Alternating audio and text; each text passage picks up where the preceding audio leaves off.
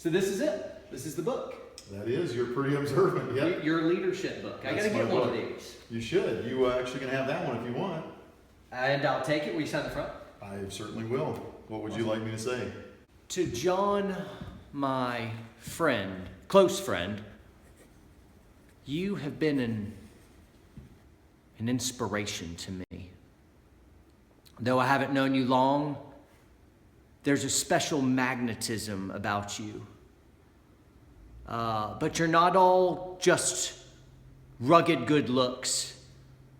You might be the greatest soldier I've ever known. I look to you as a mentor, and I owe you a lot. Just something like that. Yep, good. I got it. Squared away. Yeah, for sure, man. Man, that means a lot. Hey, thanks, man. Take care. Appreciate it. Appreciate it. I look forward to it. Thanks, man. Roger that.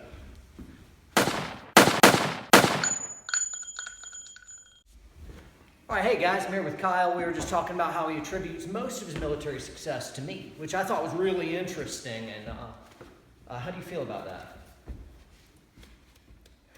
John, you're obviously sick. Your hair still looks good, but you're sick, my young friend. This is so awkward. See, that's why I wanted to make it awkward. Can we do this? The people are waiting. Oh, this is real. This is real. This is happening. And I just touched your hand. You totally did. It made you way more uncomfortable than it did me. It's normal for me to have little kids that I comfort them when the bullets start to fly. You know what I'm saying? And I really love the wisdom of older, much older folks. Right. I can glean so much. All right. Are we really recording? Because this is awesome. This is awesome. We're definitely recording. I want to talk to you about leadership today. Is that all right? Let's talk leadership. I'm ready. Fantastic. So, guys, I'm with Kyle Lamb. He is a living legend, and I make jokes because I respect him, and he's a friend, and I learn a lot from him as well. I just finished reading his book, Leadership in the Shadows. We use the term friend very loosely around here. Get out of here, man. Don't toy with my emotions. Don't toy with my emotions here. Be nice to your fanboys, okay? You have nice hair, fanboy. Yeah, I know that. I know that. I've got my own followers that tell me about my hair. That's right. They love your hair. They do. They love your hair. It's basically, how about my hair, folks? This is basically my strongest point. It's good. Right here. Go with what you know. And I don't have the Duck Dynasty thing or whatever you're rocking here, but I do have the Leonidas point. That looks good. I know. Yeah, I mean, if you're going to spend your time grooming versus shooting, that's good. I mean, I just shoot. This is just kind of wash and wear for me. And anyway, leadership. Let's talk leadership. No, let's talk war because you brought it up. Anybody and everybody knows the main part of battle is looking good. It felt right. It felt right. Yeah. Are anyway, you a seal? Are you a seal? Would you quit screwing around so that we can Okay. Serious. Guys, we're talking... Wait, serious. Wait. You said serious face. Not that serious to the face. You're going to hurt the people. Listen, guys, we're talking military leadership and leadership in general. He literally wrote a book on it. He's got other books as well on shooting and tactics stuff. So make sure you check out Kyle Lamb. He's got a company, Viking Tactics, VTAC, and you can buy his books online there and all kinds of cool guys. Amazon or go to our website, whatever you need. We got Fantastic. Anyway, I just finished his book. Really, really enjoyed it. Gleaned a lot of good wisdom from it. I wanted to start kind of with his resume. Kyle spent 21 years in the Army. 18 of that was in special operations. Spent 3 years in the 82nd Airborne. You spent some time in 1st Special Forces Group and 3rd? 5th. That's what I said. I said 5th. Yeah, exactly. Very little time there. I just came in and said, hey, what's up? And then I was out, but I spent most of my time in the unit. Over 15 years in the unit. He was in 15 and a half years in Delta. I mean, Delta. Yeah.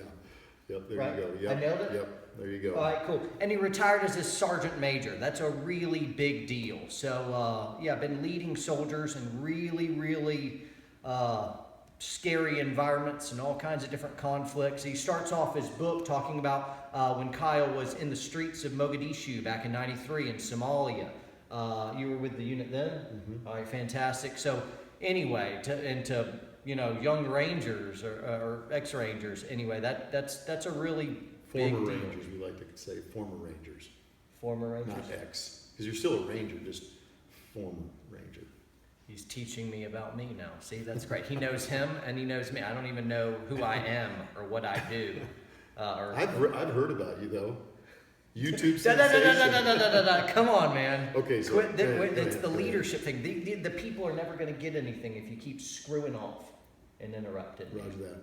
All right, very good. So I got the resume all right. Now you are a full-time trainer and training people all over the world, right? Yeah, trainer. That's part of my job. We run Viking Tactics, so we're selling products. That's our biggest part of our business. I write for some gun magazines. I do a podcast, Okay. TMV Tech podcast, which you're gonna be shamed into doing here later today. I'm gonna rock it out. That's gonna be awesome. Yeah, we do a lot of stuff. We got a lot of stuff going on. And when I'm not doing all that, I try to spend a lot of time fishing or hunting.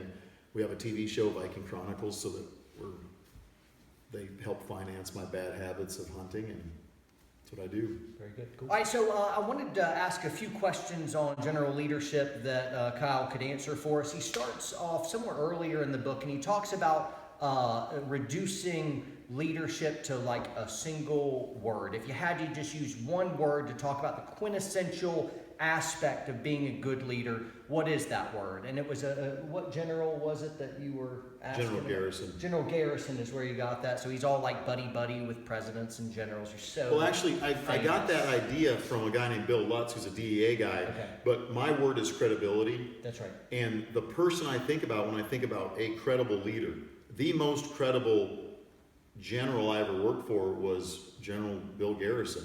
And that's, when I think credibility, that's who I think about. So your quintessential word for what it means to be a leader is having good credibility.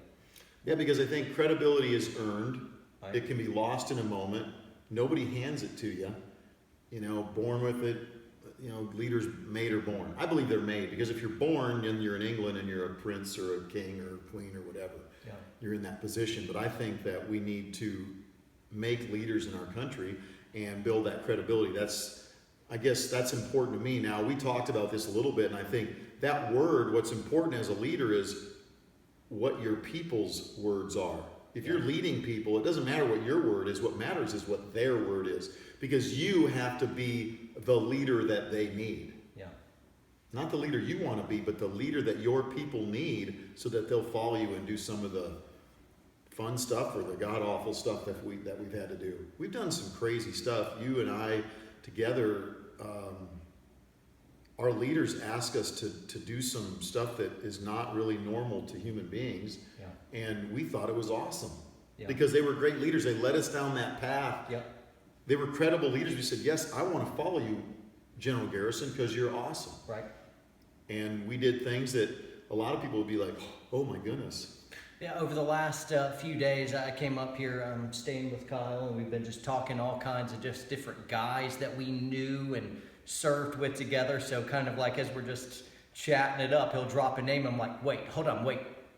What name did you just say? And then we have this big thing. There's no way me and you weren't doing joint ops together. We had to have been clearing rooms. And yesterday we got in the shoot house, and me and Kyle were just burning it down, room clearing together. That was fun, right? Yeah, it was a lot of fun. That was fun. So anyway. Yeah, it's a good time. Anyway, as I'm thinking about this, and I haven't had time to really stew on what my word would be, but you kind of came up with a good catch-all. One of the generals that you were talking about, his word was character, which I thought was another good one. And rather than going for a big catch-all, my thing that I was going for is really kind of what motivates me. What motivates me. And I'm kind of like an encouragement guy. If I know my leader loves me, and it wouldn't come off as some like limp-wristed, flowery type thing, dudes at that level, they're like, love taking care of the boys. It's going to look a lot gruffer. It'll look like hate to a civilian. And it's like, no, that's like deep affection to someone in soft. They're really taking care of you. But I would break my back for a leader that I knew was looking out for me and kind of breathe that life in and just kind of like encouragement. Anyway, everybody ticks differently. And this kind of segues into the next question that I had. As a young leader in Ranger Battalion, and I never made it way up the ranks and sergeant and major, anything else. I made it to a squad leader, and that was that. But even as a young leader, I noticed different soldiers are motivated differently. Some of them are just kind of, younger, and you need to put the fear of God in them. Not that I could do that, but I mean, you need to kind of crush them and make them something different. They need to be a little bit more afraid of you than the enemy initially. Then there were other guys that came to you. They're just a different type thing, and you don't get onto these guys. They would just so self-degradate. You know, they know when they did something wrong. Back up. They're going to auto-correct. Tell them they're doing a good job every once in a while, and they're going to do an awesome. But different people are motivated in different ways. So how do you kind of spot that? Does that resonate with you? How do you motivate soldiers? Well, I think everybody's motivated differently, so you can't just say, I do it this way all the time. I mean, if you used, hate and dissension on every single person, some guys are just going to shut you down. A guy that's an awesome performer is going to be like, dude, just shut up. Yeah, I would not respond well to that leadership. Yeah, and I'm the same way. And here's the thing. I know when I start to yell, people are going to listen. And the reason for that is I don't yell very often. No. So that's my leadership style. Now, there are other guys that if I had to get deep down into it, I would do that. But I think one of the things you've got to do with these young leaders or these young soldiers is you got to give them an out. Okay. There's got to be an end, to what you're doing. Yeah, you bring them down and then you build them back up and you say, okay, now here's where we're going.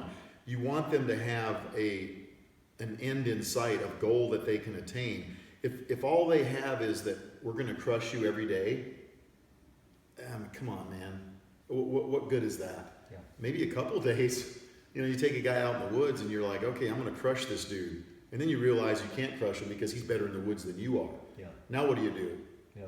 You know what I'm saying? Everybody's different. So look at each person and I like to build dudes up. I like to figure out what makes them tick, what their strengths are, what their weaknesses are. Fantastic. Oh, so sorry. Go ahead. I got excited with the next question, so I want you to wrap that up because I already know. Strengths and weaknesses. We're going to find out the strengths and use them. The weaknesses, we're going to try to build up their weaknesses so that they become strengths. Yeah. And we're going to take other people and they're going to step in to also help that guy out with his weaknesses. Whatever it might be. And don't treat all soldiers the same. You can't have, this is how I lead, and it's a catch-all for everyone. You're never going to really be a great leader that way, all right?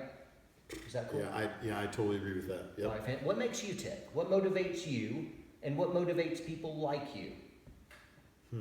I'm very goal-oriented. Okay. I need a goal. And once I see that goal, my wife and I are great partners in business and in our relationship because she is a process person. Mm-hmm. I say, I'm going to go to Z. And she's like, all right. And she figures out. There's letters between A and Z. She knows that A to Z, there's A, B, C, and she's going to go through that process to get us to that Z. I'm the pie in the sky guy. So I would say I am a goal-oriented person. I'm motivated. I'm not as organized as her. So, my strengths would be motivation. My strengths would be that I can talk to people.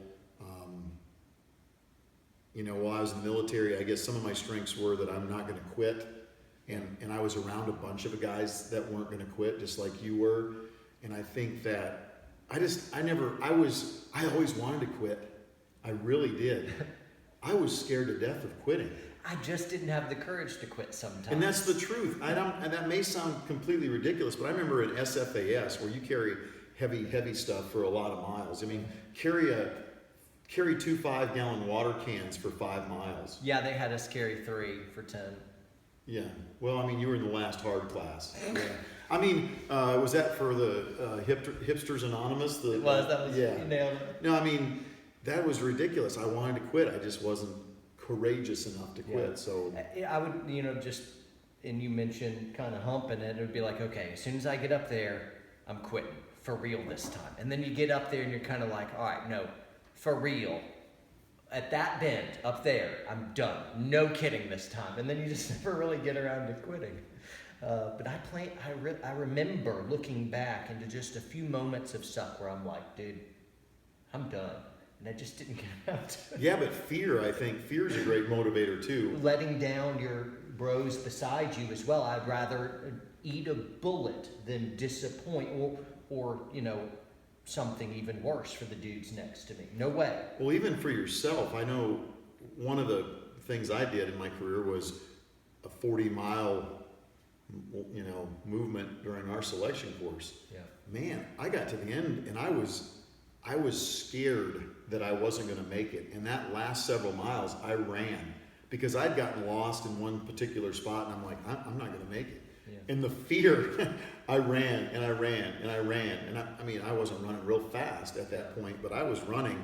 And I don't know. I guess I'm not really sure what makes me tick, what my strengths totally are. I keep finding weaknesses and then trying to build on that and turn them into a strength. How do you motivate the problems, the weaker links? And that's a pretty broad. And let me narrow the scope a little. This isn't a dirtbag. This is a good dude. He's just fallen behind. He's not quite up with the pack, but he's got potential. He's not somebody to dismiss. He's somebody to cultivate. He's somebody worth investing in. He's a good dude. He just accidentally, in a Sims fight, shot a sergeant major. Yeah, that does happen. I say, to read the book. You like that? Was that a good? Yeah, you threw that right in there. It's a little inside joke for whoever's read the book. Failure is a great way to learn. Okay. And I think if you have people that are failures, we can't let them keep failing. We got to prop them up a little bit before we knock them back down to size, I guess. I would say that every person has strengths. If you have a person, they're not a dirtbag. They're not the person that you want to just have them out of your life. There are people like that. They're not cut out to do what we've done. But there are guys that, one, they might just be nervous in front of their leaders and they keep screwing up. The guy that, you've seen the guys, the guy that drops his gun on the ground. Yeah, I shot with Kyle on the range yesterday. And that you were stellar. Dude, I felt like a soup sandwich next to the legendary Kyle Lamb. And when we shoot on the range, typically, folks, everyone out there just warms up. I know I'm commandeering this, but you outrank me everywhere except on my channel. You're good. I am Command Sergeant Major on this channel. Did you know that? Yeah, good for you. Good for you what? Sergeant Major. Thank you. Man, oh my goodness. You better tread lightly. Yeah. Tread lightly. What was that? Oh, anyway, people go out, they warm up, they rehearse a drill. But when we went out, we never warmed up. There was nothing. It was just kind of like, all right, here's the drill. I was drawing out, here's the drill. Explain it. And then immediately we shot it in one take for the camera. No edits. If you missed something, you screwed something up, just go. And I'm shooting with Kyle Lamb. So I felt horrible. Yeah, I think I'm a better shooter than that. And but anyway, it was real fun. Real fun. And it's real. It is real. That's and I like the integrity move too. I want to be real, and I get a lot of guys that say, "Oh, I can outshoot you because I did this drill faster than you." Okay, come out. Let's do that. If you want to be that guy, let's go strap it on. That sounds kind of sexual, but let's go get our rifles. Let's head to the range and say, the only one that counts is your first run. Yeah. There are no mulligans in CQB. Yeah, remember one of them, I'm like a mulligan. Yeah. And really and you're going to see this as you get more experience doing what you do, especially in front of the camera.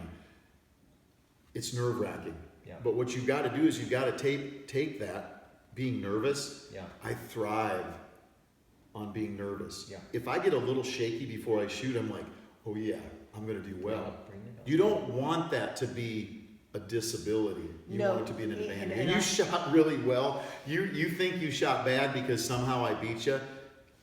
Okay, good. Did you Whatever. beat me on everything? Maybe just a little bit. Not everything. Anyway. I thought, what did you beat me on? Your hair? First box drill, right? Oh, yeah, I think you did. I kind of forgot that. I'm old. I don't remember everything.